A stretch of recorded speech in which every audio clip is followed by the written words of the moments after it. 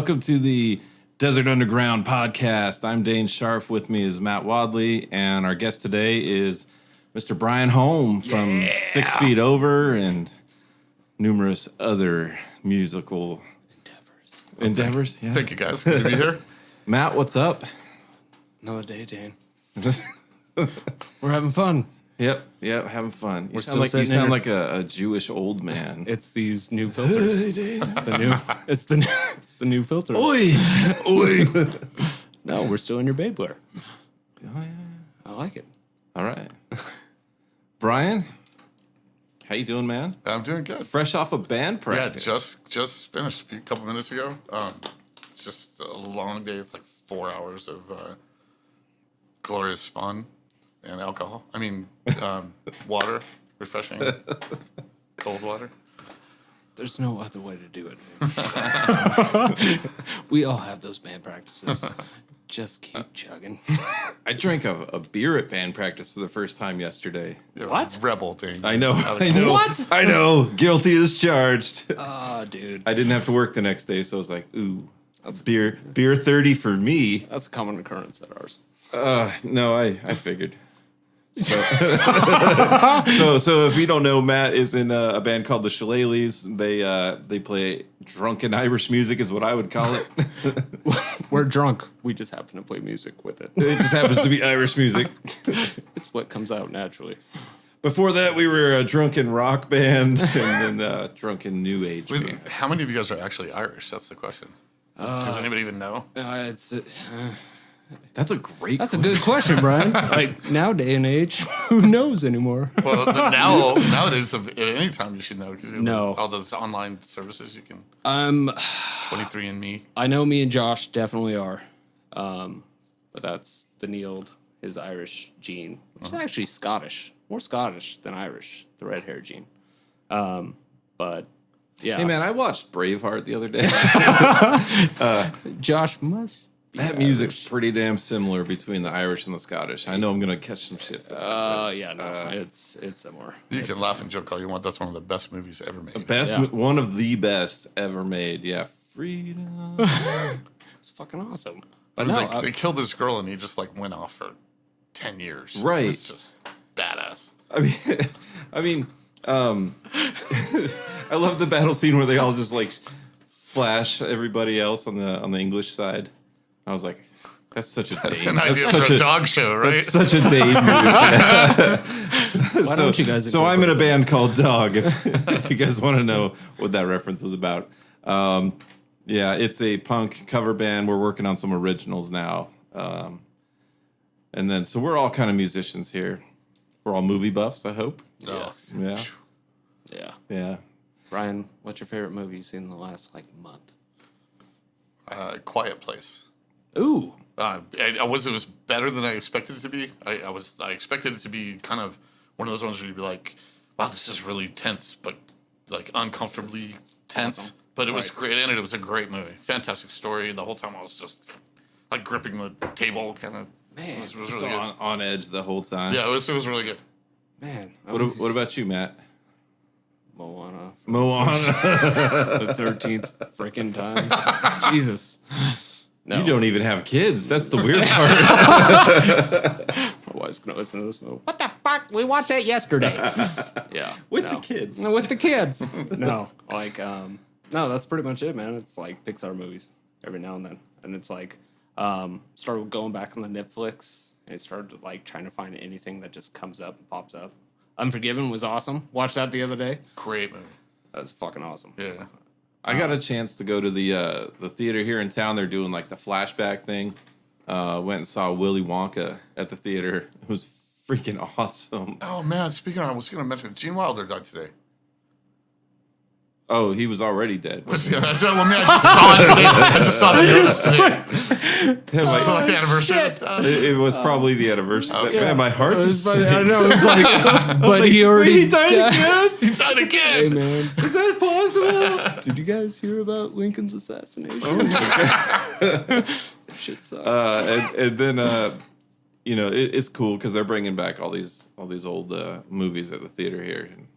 So I've been trying to check out that kind of stuff. I'm trying to get Matt to tell his story again. God. Matt's not allowed into the Ridgecrest cinemas anymore, I don't think. I'm not. Have you heard this story, Brian? I haven't, but I think I'm about to. You are about to hear it. Drop that story on us, Broseph. So back in the day, like 92, 93, when Batman Returns came out, and it was after after Batman 1 came out and it made all that money and everything else. Great movie, by the way. Batman Begins. The movie was fantastic. Dude, no, this one was back to Batman Returns, like Danny DeVito. Oh, the shitty Batman. That's the whole shitty genre. Oh, yeah. They were terrible. Arnold Schwarzenegger. Oh, dude, No, it was before Tim that, Burton. before that. It was Tim Burton. It was though. the second one he's talking about. What, Batman Returns? Yeah. Yeah, that was a good movie. That was my favorite. Well, I love Till. The Dark Knight. I couldn't do the Bale. How do you do that guy's voice? Oh, it's the worst. I can't. Welcome to our podcast. There you go. If you go to the back aisle, you can order a Welcome So tell me your story, man. So, long story short, it was one of those days where my dad was trying to decide whether to take me or not. Because I guess I was sick during the day.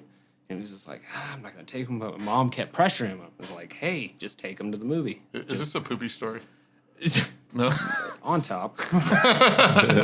On top, out the top. No, but so it was 92, 93. I can't remember what year it was, but it was opening night of Batman Returns. My dad took me, and we got to the theater. Everything was good. Got some popcorn, got some soda. Everything was out, or everything else was, just normal. But handed me the popcorn, started eating some, this and that. But all that early morning sickness caught up and freaking vomited everywhere in the theater. And then they ended up, The look on your face, Brian, was just magic. They ended up having to shut the entire theater down. Called everyone out. Oh, you know what I'm picturing is the smell. I'm just like, no! You know what? You said you were stuck, right? Oh You no, couldn't get yeah. out. So literally, we were stuck because we were towards the top, in the middle, especially for two people. But that's where they sat us. That's where we were. And back in the day, it was where the vomit would roll, how far it would go down. But it went everywhere It was back in that pretty day. angled in those theaters. Oh god, it was just one. Like when you drop a soda can and you just hear it rattling all the way down. I'm picturing sitting there in flip flops, and then there's just like a tidal wave coming down between you. Hey, honey, what's this? It's warm. Did you spill the popcorn? No, it's Matt again. Oh Jesus. Yeah, but no. After that, I wasn't allowed in the theater for a while. You just see my Have your face. picture or something? It's that Wadley kid. Who knows? Who knows? I had it for a while. They do the computer generation of what you would look like now. Right. Oh god. It's just right there in the box office. This is computer. There's only two people on the wall. One of them's you. Oh man. Oh, it's perfect. No, I'm sorry. Kinda. No, I'm not. I hope you feel better. I'm not. Man, I'm guessing that worse things have been done in that theater. No, I guarantee it. I guarantee it. Speaking of worse fact, things, let's take a call. What's the worst? What's the worst thing you've done in a theater? Oh, so they have these theaters down in El Paso. I'm not going to get into this on air, but basically it's a drive-in triple X theater. Ooh, Yeah, down in El Paso. like Pee-wee's. Yeah. It's that situation, Mr. Herman situation. We brought that up last night, actually, Brian. That was... So I don't want to take your podcast to a dark place. Oh, by all means. So I always thought, you think some days you're at work and you're like, my job sucks. I hate my job. Or I love my job. I'm not saying that we do. Oh, right. I mean, we all have great jobs. We love our work. Right. But I'm saying people in general. Maybe some of the people who are listening to this are thinking, they're at work and like, We're talking. I hate my fucking job, right?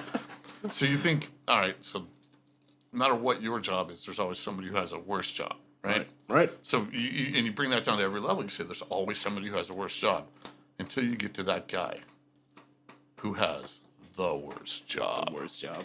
And think about who that is. That's the guy with the mop in that theater. Ooh.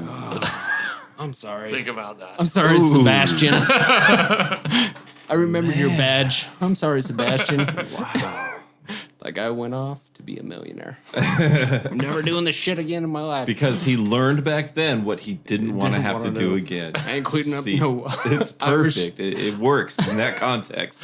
But only if you pay attention to the signs around you and know where you don't want to be anymore. I'm just picturing the guy's got Windex in one hand and a And that roll guy of paper doesn't. towels And in that the guy other. doesn't whistle while he works. He's He not. doesn't. He's He not just mopping doesn't. up, going.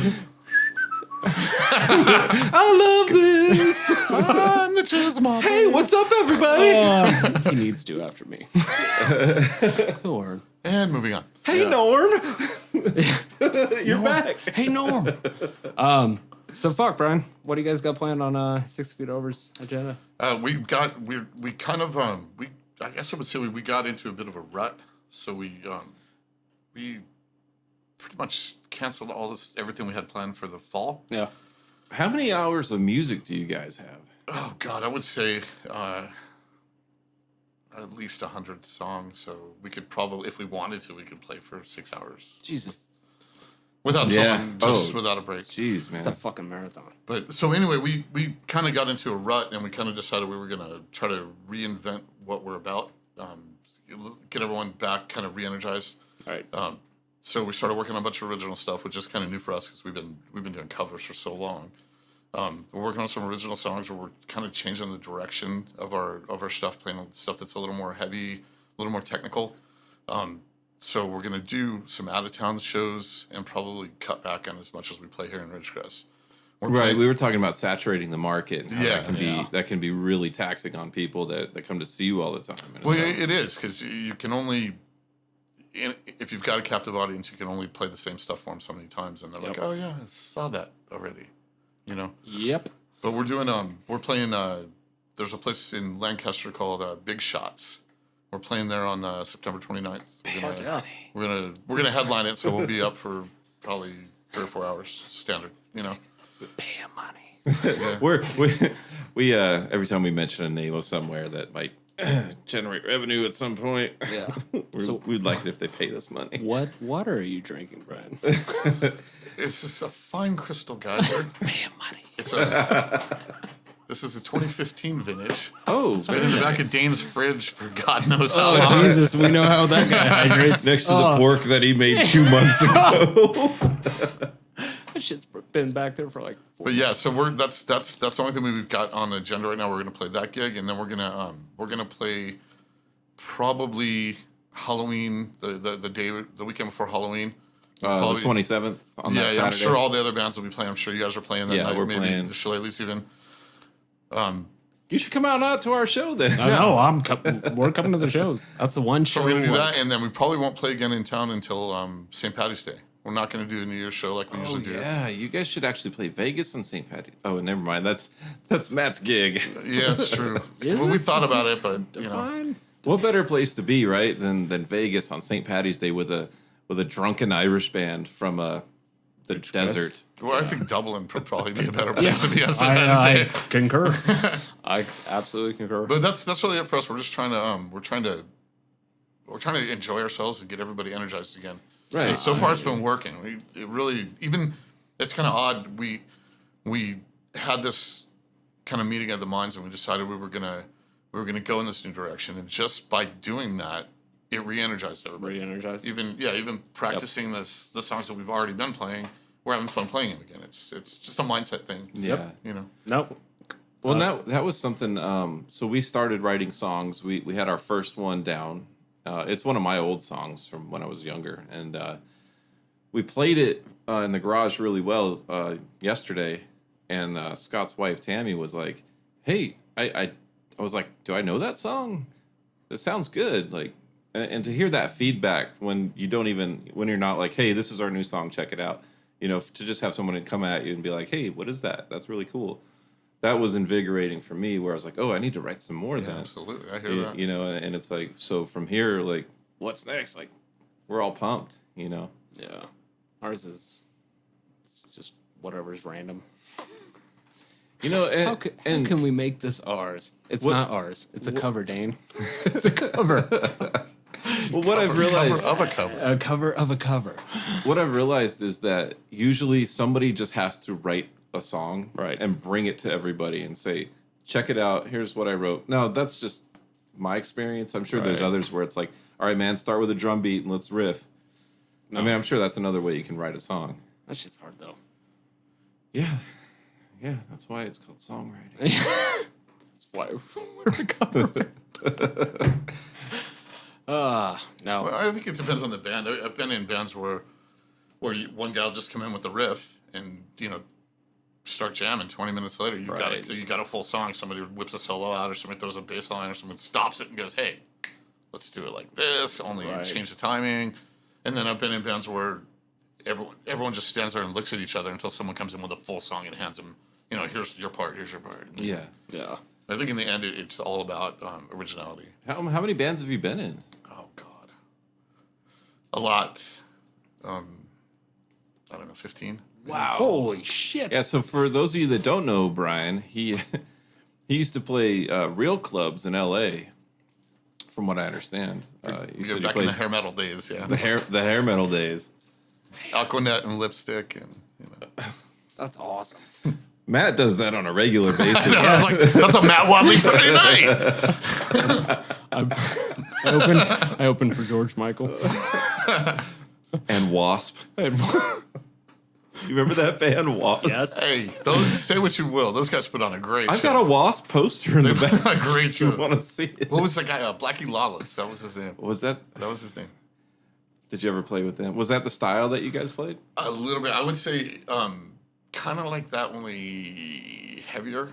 We were more on the edge between, and that was like the one big band I was in down there. We were kind of on the edge between, it was like just the shift between the hair metal and hardcore. It was like Slayer and Metallica were just breaking then, and we were just like, God, I had enough of this Motley Crue bullshit, So we were trying to bridge that gap, but oddly enough, the only way you were popular was if you could bring in chicks. So the chicks came for the guys in the spandex, not necessarily the guys in the torn Levi's. Moose Knuckle Central. Right. No, I got you. Exactly. Don't look at the left side of my pants. Why does it always go left?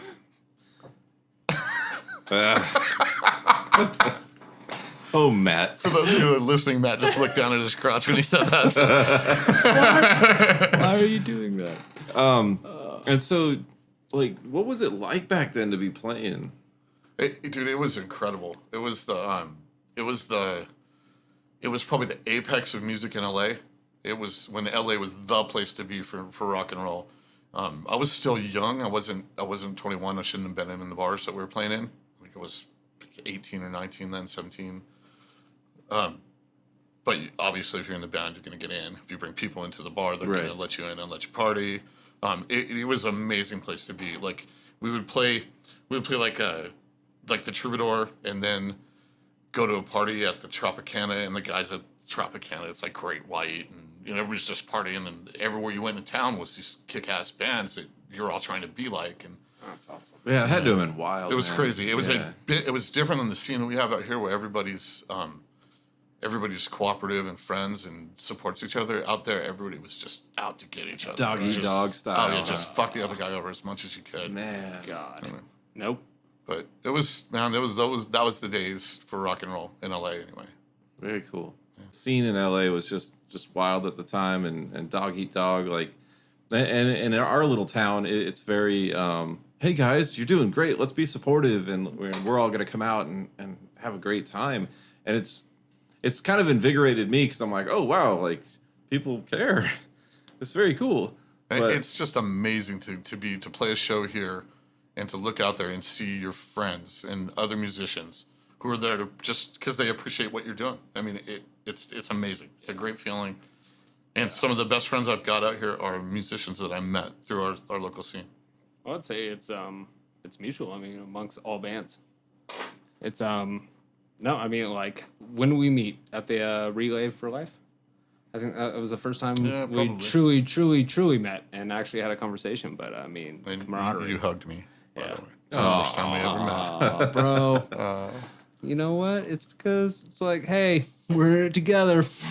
It might have been that You bottle of hugged- whiskey had to, but Yeah. Might have been the whiskey. You might have been hugged. everything You else. hugged a guy that used to watch Great White do cocaine. Hey, you know what? Then that's why I fucking did it. Greg, I could sense something was special about Oh, you. dude. No, but I mean, it was fun. Like, that first night, we all hung out. Like, I remember our band leaving that night after Relay for Life and thinking, like, it's fucking awesome. Like, we hung out with these guys. We hung out with all night. We jammed with them. That was one of the biggest shows we had ever played in this town. And it ended up being fucking perfect. It was fantastic. awesome. It was such a good experience and a good thing for this and a town. great cause too. We raised a lot of money for that. hell It yeah. was Hell yeah. fantastic. So that must have been right before or right after I had moved to town. When did you move to town? It was the beginning of last year, so it would have been 2017. Yep. It was I think it was July 16? one of those days in July, like the beginning of July, where beginning, end, middle. I mean, I don't. The only thing I remember about that night was just rocking out Raising and drinking money. a lot of whiskey. No, it was fun. And then we had us and A lot of big whiskey drinkers in this town as well. oh yeah. No, I think it was. Well, I'm sure that's a worldwide thing. I Hey, just. rock and roll and whiskey. Come on, doesn't get any better than that. was, Oh, that's true. That's true. who was Grady's band? Dumpster Money. Mummy. But- Dumpster Money. yeah. Dumpster Money. It's like Eddie Money's side band. But Dumpster money. Dumpster Money. I heard that band was garbage. Yeah. Oh God. No, but it really was a fucking awesome night. Like that was the first Yeah, it's time funny. we You know, all what was interesting about that night is I remember going outside. I think it was after our first set and when you guys were playing. Yeah. I went outside to just, I don't know, to grab a smoke or whatever. And there was a line around the building and people were getting like dropped off and getting back in their Yep. cars because they couldn't get in. It reminded me of Hollywood back in the day where you could just get, if it was a good band playing, you couldn't get in the venue. It was just fantastic. And I felt like that was like, oh man, look at Ridgecrest tearing shit up. This is great. Did you guys ever play for like or open for like a really big band or anything? Okay, well, I guess the biggest band, who did we play with it? I mean, did you guys share Aquanet with any of them? Oh God, dude, there's so many stories from those days. I don't know if you want to get me down that road. Let's hear it, man. That's why we're here. There's a band out of LA that was huge back in the 80s. They're actually still around. I just saw them, a thing for them online. They were called Armored Saint. I don't know if you guys ever heard of them or not. They were like a kind of a British metal type, the kind of that rock and roll Iron Maiden type thing. And they were big. We played with them at the Roxy, and we played with them at Gazzari's, on Sunset. That was probably the biggest band. Probably my favorite story from those days was we went to this party, and it was way before Poison was big. They were just starting out, and they were just kind of plinking around. They kind of sounded like Dog. Hey, now. So they were. So they sounded Dog pretty reference. good. Pretty Pretty damn awesome. But anyway, half the party was like the hardcore guys, and half the party was the lipstick guys. And I remember it turned into like a beer fight, and guys were pouring beer on the guys in Everybody Poison. else.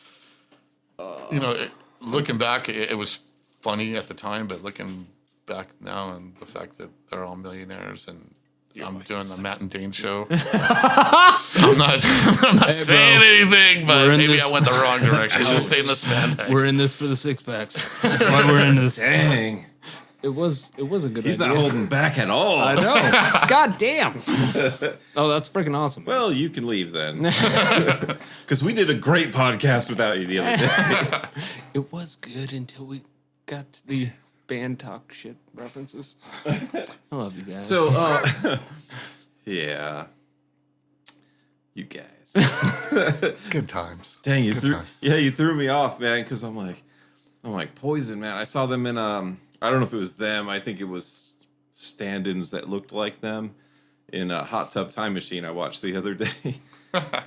And they go back in time and then like It's a Poison. surprisingly underrated movie. I thought it was great, man. Like, which one was Hot Tub Time Machine? I mean, they made a second one, so it had to be good enough that they made a sequel. So. Rob Corddry and John Cusack and Oh, yeah. Craig Robinson and I can't remember the other person. What's that movie?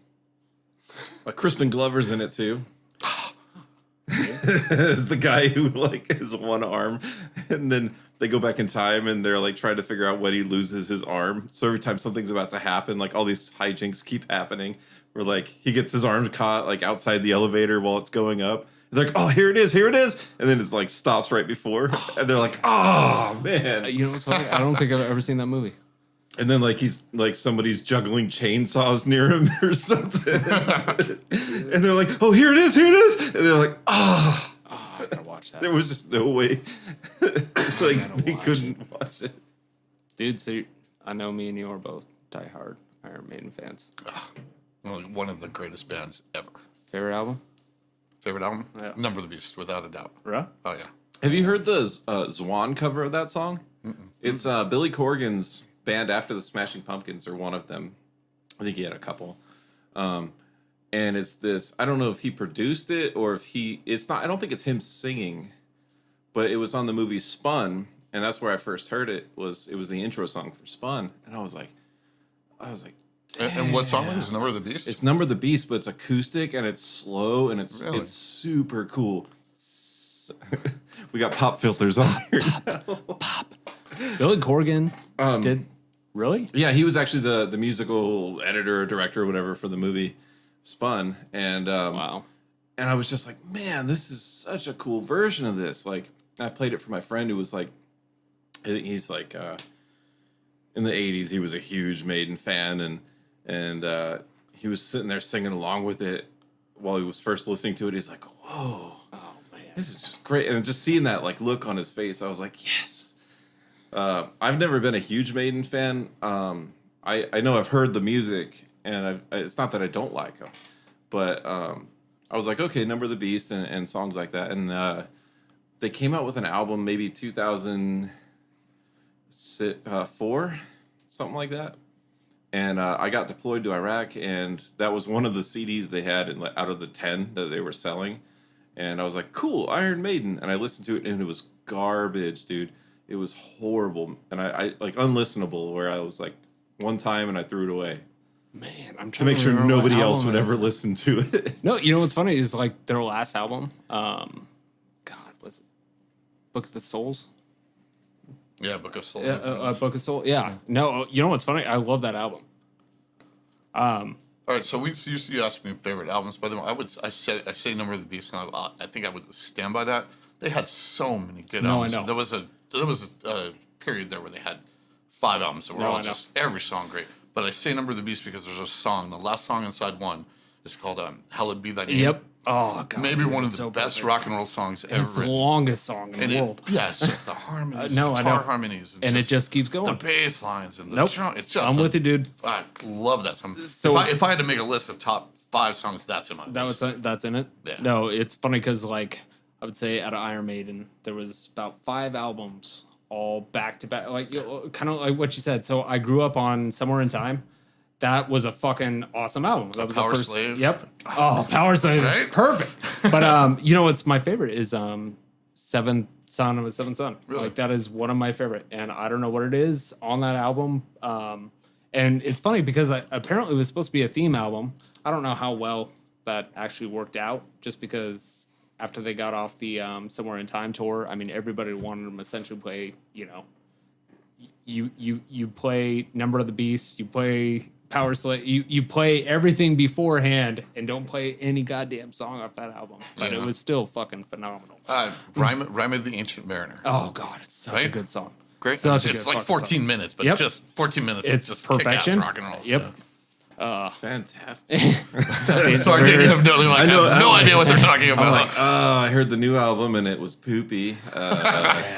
But there's But there like a is the shining old star. ones. I think they have one of the coolest mascots I've ever seen. Eddie? Yeah, Eddie was cool. Yeah. NoFX wrote a song about it called Eddie, Bruce, and Paul. Well, Have you heard that song? No. that was when yeah, I remember that song. That's the one where they were making fun of what was it? Iron Bruce? Maiden? Yeah. Yeah. But they were making fun of them because, they used to be punk, but then they moved on. And Right. They created the number of the beast. It's a song where they basically just imagine this like love triangle between Eddie, Bruce, and was it Bruce Dickinson or Yeah, Bruce and Paul Dioderi was their first singer. right? Before Bruce. And so it was just like I guess they were fans back in the day. Yep. And so they just wrote this weird, bizarre. It's because everybody, if you listen to those people, especially I would say punk influence, like anybody with 80s, like they heard Killers and they're just like, oh, this is metal punk. Like put it together, and then all of a sudden, the next album came out, and it was Number of the Beast, and it was like, wait a minute, what are we gonna do with this? So I'm gonna have to go listen to some of that old stuff, and I'll get back to you. But if you don't know it, you're missing out, man. That was such good. No, music. clearly good I'm shit. missing out because I see the shirts selling all the time, and everybody seems into it. So I thought I was trying by buying that CD back in the day, but it was me at like every Glen Helen. It's not Glen Helen anymore. I don't know what it's called. Salmon Wells Casino, poppin'. No, Glenn Holland, yeah, in It's San Bernardino. Devore. Yeah, Yeah. I don't know what it's called anymore. I don't know. I used to go to the Renaissance Fair back in the day there. Really? Yeah, it's super cool. dude, Awesome. hardcore, man. No, it was fun. I mean, maybe I did wear pantaloons and a putty shirt. It was really fun, man. It was a good place to did trade magic cards. Dude, it was only 12 times. 12. 7 dexterity? You got a turkey leg in one hand and a big thing of beer in the know other. what, It's like, it doesn't get any better than that. You know what? I'm in. I'm with you. I think I need to hit one of those up sometime. I've never been to a It was Renaissance fun, fair. man. And I did just get a kilt. So yeah, I And all think the it's women time. in the bustier thing. Oh yeah. Oh, yeah, I'll wear one. That's a good time. Show me rings. Oh yeah. I was a lord. I was a lord. And then we'll watch Braveheart and then go. Yeah. Yeah, See? fantastic. See, that's called Could you imagine walking in a loop back. with that, with the kilt? I think most of the people look at you like you're fucking crazy. I'm like, what are you doing? Maybe I am. Maybe I am. I so was here. want to tell a story about Mike Murphy and his kilt, Do it. but I really shouldn't because he's not here and he can't defend himself. Oh no. Well, now we have to hear it. That's the best stories, though, bro. Just play. We love you, Mike. Yeah, I'll get his permission if I can see if I can tell the story, and maybe I'll come back. And Oh tell you come some on, other time. man. Why would you drop that on us? It's just and not it's tell a it? guy in a kilt and whiskey. Nudity. I'm just saying, he was like chilling. Was it at a Renaissance fair? It was actually at the Barrel House gig. We played up in Paso Robles, and he was like cold chilling. Just chilling. Legs akimbo.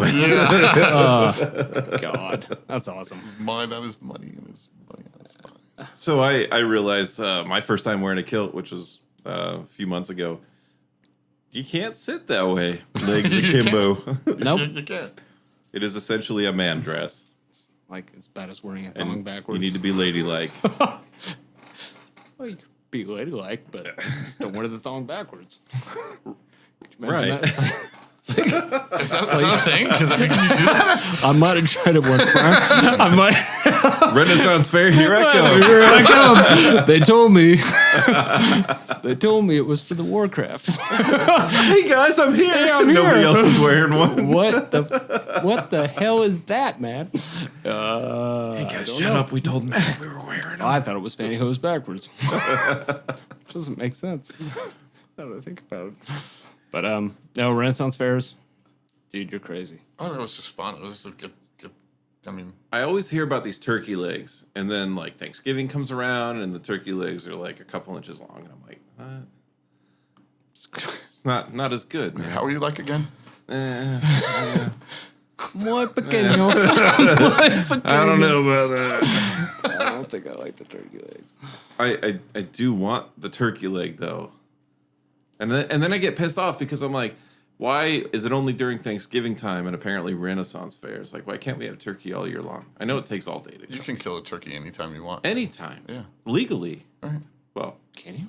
I don't know. You could buy one legally You could buy one, but at Walmart or something or Staters. I can think it was the Christmas story. Right. Smile, it's smiling. You boy, give me a goose. It's smiling. Oh God. So how about you guys? Any of you guys are both musicians? Got two great bands. Any gigs coming up for you guys? None. Oh, Matt says none. None. Oh. No. We have the fair coming up. I think in October. Yeah. October 22nd. One of those days of that weekend. Shillelagh's at the fair. That'll be So I know. So Brian's band played the fair, and I've heard stories that I wasn't sure if it was from you or from somebody else in the band. And they said it was the weirdest ever. Venue? I can because imagine. so at our local fair here, I mean, all the rides. I'm sure any fair, the rides are set up. But you know how some fairs have like the concert series, and it's like after the fair, you know, there's huge concert like in Lancaster, California. That's what they do, and it's like at our fair, it's people just kind of on stage playing throughout the day, and people just walk by and like go, oh, okay, yeah, let's go ride the Gravitron again. Yeah, it's strange. The first time we played there, I think we played like 6 o'clock or something. It was still hot out. You know, in the morning.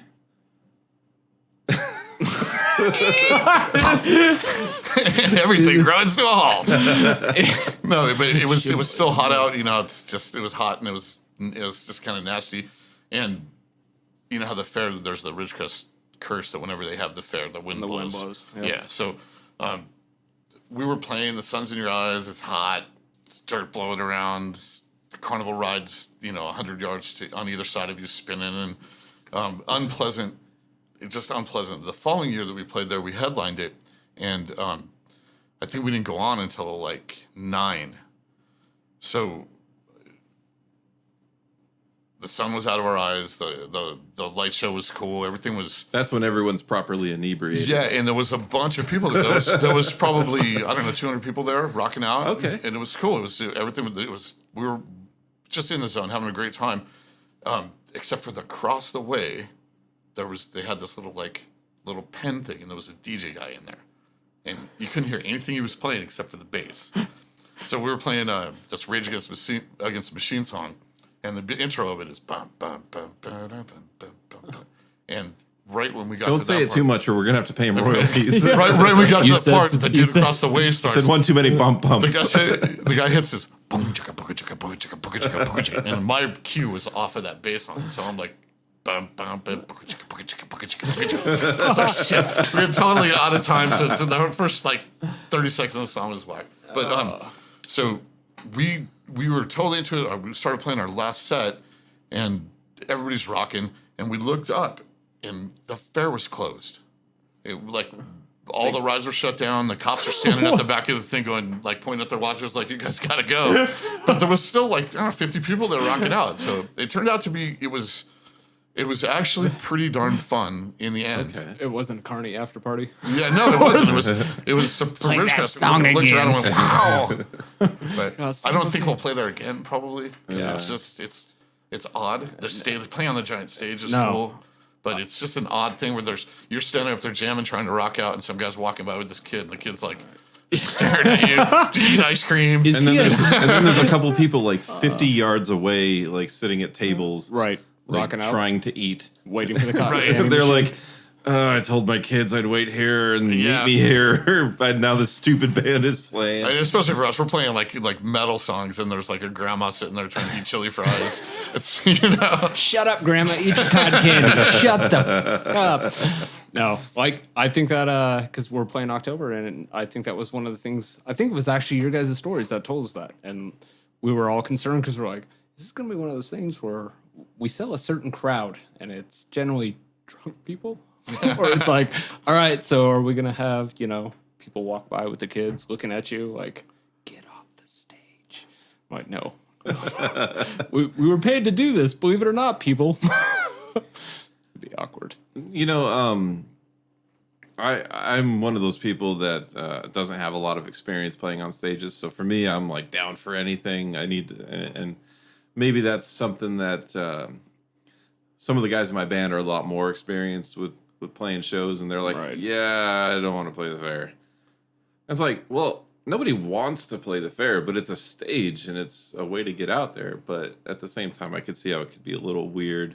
But isn't it funny because Aren't they doing sound? I think we do a couple of curse words in our songs. We probably don't want to play those.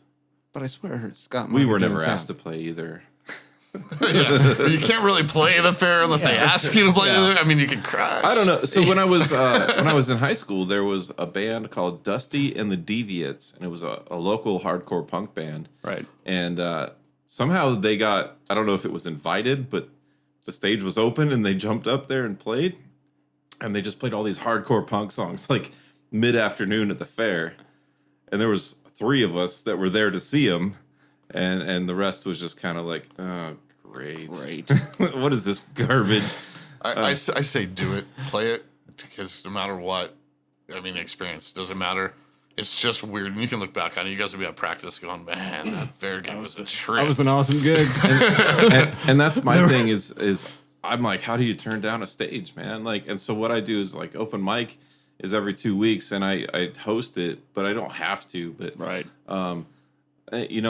there's a lot of times I'm like not feeling it because it's always on like a work night where I got up at like 5 that morning and I'm like, I don't really feel like going and playing tonight, but it's a free stage. How do I say no to that? And it's the experience, and it kind of like I get a lot more comfortable. And nobody wants to say no to like old man Maurice, like handling the zipper with his 2 teeth. Can you guys play that song again for me? One more time. I want to hear Wagon Wheel. I want to hear Wagon Wheel. What the hell was he talking about? Old man Maurice and the zipper? What? He's talking about carnies. The carnies.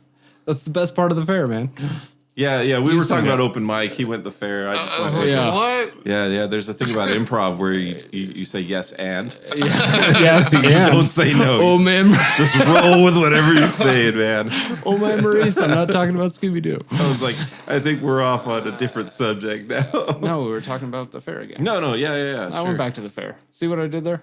Nope. Nobody did. Well, I think you guys will probably fit really well because your guys' genre and the type of show that you put on is it's catered towards fun energy. You get a bunch of people out there dancing. It caters to people. People with legs.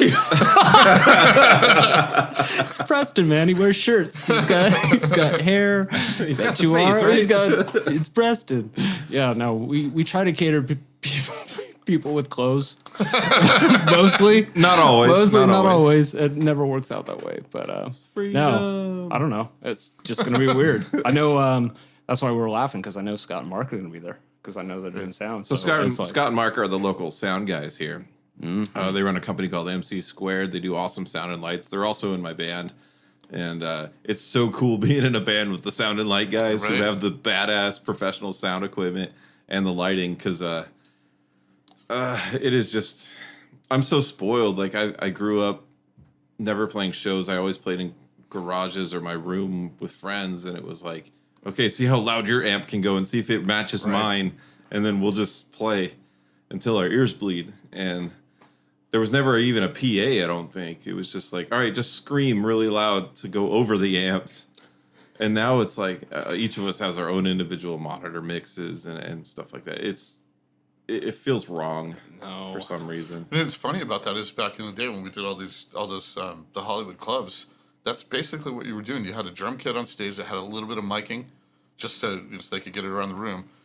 And the PA system was for the vocals. And the guys on stage, you had a freaking Marshall. You turn that shit up. You had a bass amp. You turn that shit up. And you were playing. That was it? Yeah, there was a backline, but your backline was just, that was it. There wasn't, everybody's got a line out and a mic, and everybody's a personal ear monitor. It was, right. Yeah, it was fucking rock and roll. And I think that it's not that it's bad nowadays. It's cool that we have that technology and everybody you have a better sound and you can mix it better and you're not blowing your ears out. But it's still fucking weird. You know what I'm talking about. No, I totally do. Yeah. I'm a purist. Plug your guitar in, fucking go. Turn that shit up. Go. yeah. I mean, for me, and I still feel the same way. And it's weird because I'm in a band where we have a drummer with electronic drum kit. Yep. And it doesn't sound bad. That is so weird to me. Like, it doesn't sound bad, but it doesn't have that, like... I've never heard of that. Punch you in the face sound, you know? And when I moved here, I was like, there's 4 people that have electronic drum kits that I know. And I was like, this is weird. Right. Like, I never knew anyone except one dude that had one. And he only got it because we went to... he lived in the barracks. in the Army. Right. And he's like, I can't have I want a real drum set, but this is what we're going to have to do for now. My real one's in storage. We're all played in there. It's and it's weird, but so the sound guys love it because they're like, cool, it's all dialed in, it's good to go. But there's not any feeling like that real drum kit, man. No, and especially as I'm sure it's the same for a guitarist. Like I know with the bass, like I am dependent on a kick. So when that kick hits and you feel that thump in your chest, that's what I go off. And most people think it's like, oh, you're just going to hear it like anything else. You're going to hear it like the sub that goes, out to the audience. It's nothing like that. And no, it's just give me a wedge, man. Let me plug in. Let me crank it. Let me go through a wedge. There's been a couple occasions where in-ears work. And I completely understand the reasoning for it and when it works. But in most gig scenarios, especially in this town, it's just plug in and play. There's just go. It's funny. We look and see we have all these bands out here, and there's so much talent and so many different musicians, so much different types of music. Yep. And we've got bands that are just rocking $30,000 worth of gear, and we've got bands that are rocking $115 worth of gear. The bands I was in back in the day, like your drum set was this piece of shit thing that you pieced together at the pawn shop, threw a pillow in it so that it didn't rattle. Have you seen the Duendes drum set? I'm guessing it's the same. Holy crap, that thing is trashed. It's good. I mean, it's good for what they do, and it works. But it and sounds really awesome. That's what's important. But Ryan's like, yeah, I'll play any kit you guys want. But just bring it on stage and I'll play it. There's something to be said for that. And I told you guys this. The one benefit we have in our band is we get to just plug in, with the exception of Pete. And me and Dane had this conversation last week where it's Pete has all the effects and everything else. The rest of us are literally just DI, and that's it. Right. And it's just go at it and have fun. What's cool about Matt's band, though, is the Shillelaghs, right? And they got violin, and they've got drums and bass and banjo. guitar. And dude, the banjo is insane. He's got 3 of them, right? And it's not a banjo. Yeah. What is it? I couldn't tell you. I couldn't tell you the first thing. It's not a ganjo, I'll tell you that, because a ganjo's got 6 strings. Oh, wow. It's one of those things that makes the tweets that they consider that mid-range. Why? I laugh. Do the tweets go with the bump ups? Yeah, the tweets go with the bump bumps, bro. Okay. But there's no there's what? Oh, that's an inside story with me and Matt. Don't worry about that. I was gonna say I'm probably just as confused as our listeners right now. No, so in our band there's a lot of high range and low range. So it's basically you get bass and kick and twang. And so that's your bump bumps is the bass and kick? Bass, yeah, the bump bumps. And then on the other side of it, it's the tweets, which is violin, banjo, anything. It's just the twang. There's no mid-range. So and the slide whistle. And the slide whistle and your spoons. And your spoons. Oh, yeah, I did play spoons once. See? Twice? I played a beer bottle one time for you. That sounds fucking awesome. I should keep playing it. Maybe I will. I'll sell the point. See, when I played the beer bottle, that was a chance for you to drink out of that beer bottle while I was playing. Was that what that was? I just looked away. I got to, it was a year ago, I got to do a guest spot for Brian's band as well, which was really fun. That was just kind of, I was chilling one night, and you guys were playing at the Zin Bowl, and Dave, their singer, was like, he saw me mouthing the words, because it was I think it was a Bush song off of 16 Stone. What's the name of that song? Machine Head. Yeah, Machine Head. Yeah. Anyway, so basically what I'm saying is you should make me the singer of your band. Yeah, that would go over great with a singer. I'm saying. Oh, love you, Dave. Just singers, man. It's just singers. It's one of those things I somehow have organically been asked to play in a couple different bands, just, brief little guest spots here and there. It's been so fun. In fact, you were too. You've played spoons in every band in town, I believe. What can I say? I'm a percussionist. I built a weird instrument the other day. It's just a slab of wood. Have you seen this? Have you seen this? Have, yeah. Oh, it's so fucking awesome. Yeah, we call it the slab of wood. I don't know what to call the damn thing. Oh, Jesus. Dane Stomp-O-Matic. No, he was showing me when I walked in, and then he was it looks like heart rate monitors. Yeah. Like put on each side. It's fucking The awesome. EKG. Like, Yeah. here's Yep. That's a sample. Hey man, that's copyrighted. No, but it is. I'll fucking sign a awesome. release though. Yeah. Will you? Yeah, for money. Yeah. Oh wait, this is my podcast. Never mind. Pay him. Pay the man. Pay it up. How much were you getting paid back in the Hollywood days, man? Can I ask you that? See, that's the hard thing about it, and it's still the same. They paid us only in cocaine.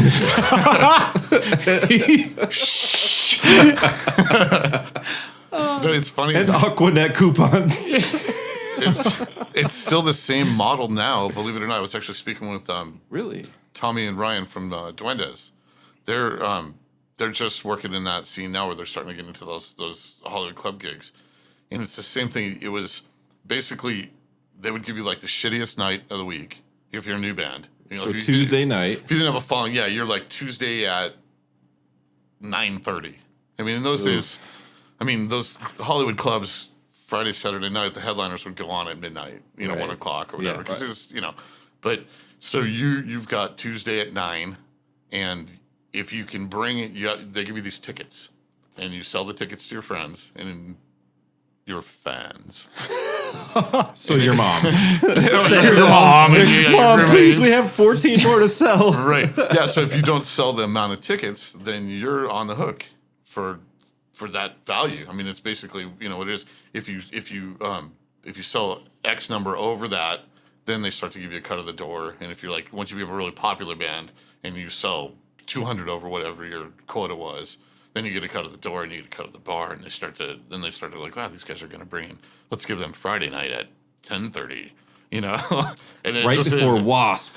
Yeah, seriously, that was the bands back then. Yeah.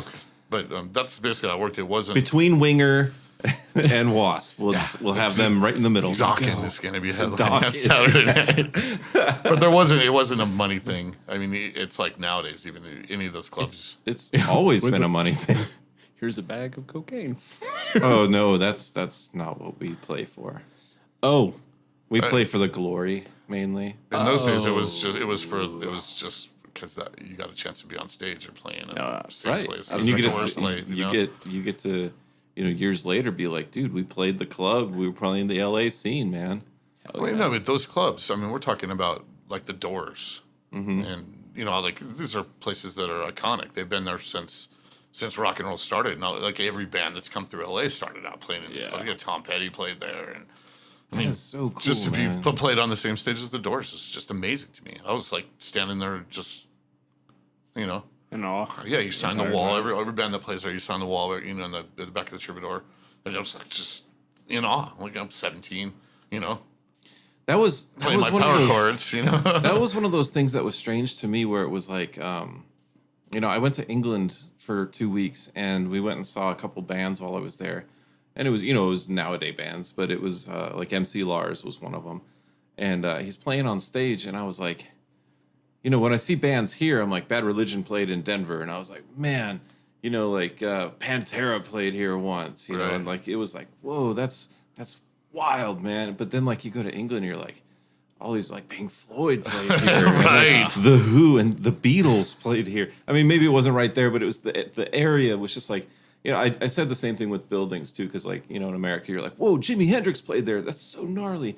But there you're like, whoa, the Crusades happened here. Oh, yeah. Yeah. And you're like, you feel holy small all of a crap. sudden. Yeah, and it was wild, man. It was mind blowing just to be like in the presence of so much history, where you're like fuck, man. Like, This is awesome. yeah, it was just so bizarre, and I think a lot of people in America just kind of run into this rut where they see that like 400-year history and that's it.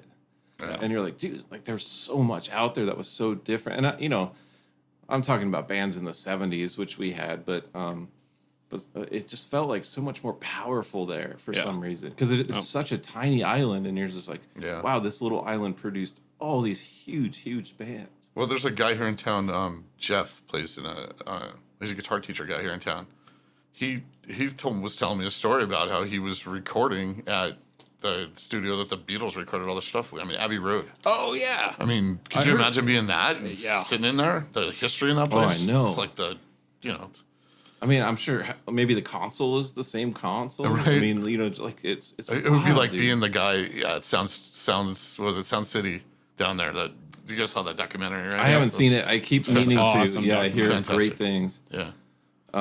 But it's just wild, man. Like I couldn't imagine. Yeah, that would have been an experience for sure. You know, like, wow, Couldn't imagine. Abbey Road, like They hand you chalk. Here, sign your name on the board. What? do not go outside and recreate that picture. Damn it! Is it permanent? But I can just imagine you're walking through that studio and there's that piano sitting over in the corner. It's all dusty. But yeah, that's the one that, you know, Elton John sat in there and recorded something on it, or you know, Insane. Dang. it would be crazy. When it struck me as pretty powerful when Jeff was telling me about it. I was like, wow. Dang. We're gonna have to get him in here, man. We need to talk to Jeff. Was that Jeff Welsh? Yeah, Jeff Welsh. Yeah, we're gonna have to get him in here and talk to him. I bet he's got some great stories. Almost as good as Brian's. Brian's. No, we love you, man. We love everybody Brian's a out fun there. We're just it's cool because like you know, so this podcast we're really trying to base off of music, movies, and then everything in between. You know, so it's like wherever the wind may take us, kind of not three sheets to the wind, but wherever the wind may take us, kind of thing. And So it's why like, are we not talking about movies? We're talking. we about, talked about movies. We talked about Batman, the Danny Yep. DeVito one. We talked about Batman, the Arnold Schwarzenegger version.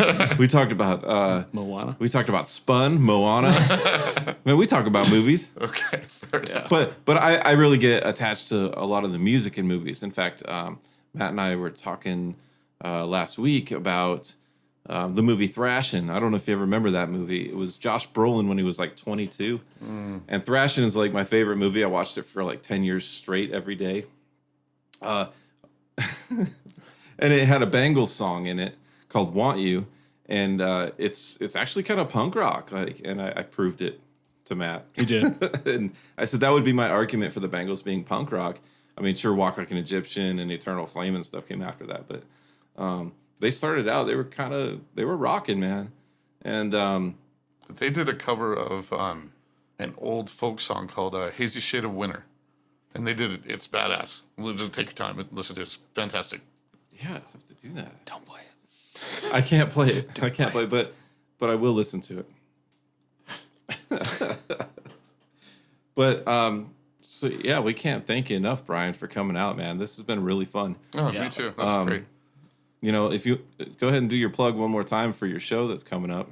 Well, first, I'd like to tell everybody that's listening that partially through this podcast, we paused, unbeknownst to you, changed out all the chairs, and got a delivery of chicken wire. It fucking happened. It really happened. It really did. And I'm a little bit lighter on my rum at this point. Everybody started sobering up, and we're like, "What just happened?" My brother stopped by. Is what. I said that has been this whole weekend for me. I don't think I've stopped drinking all weekend. Man. Ever since, oh man, we did whiskey and weights last night. That was exceptionally fun. Yeah, it was actually Waits, the artist, not the yeah, Tom You Waits guys was were right. working out. Yeah. We did whiskey and weights, bro. Every rep we do another shot. We do a shot of whiskey. Yeah, we we were swole. We were my liver was swollen. It was actually fun, though, but I have to tell you, you guys did not convert me to a Tom Waits fan. I mean, I tried. Oh, that's okay. You know what? It's not for everybody. It really was. I won't make any excuses for Tom. He's a weird dude, but I love him. But yeah, go ahead and plug your band one more time. The only thing we're doing, we have a show in Lancaster on the 29th of September. Same weekend as the Blues Fest. I think it's the same night that Duendes is playing down in Hollywood. So I think everybody who's in a band is playing somewhere that night, except for Matt. Dang, called you out, dude. And where is it at? Lancaster.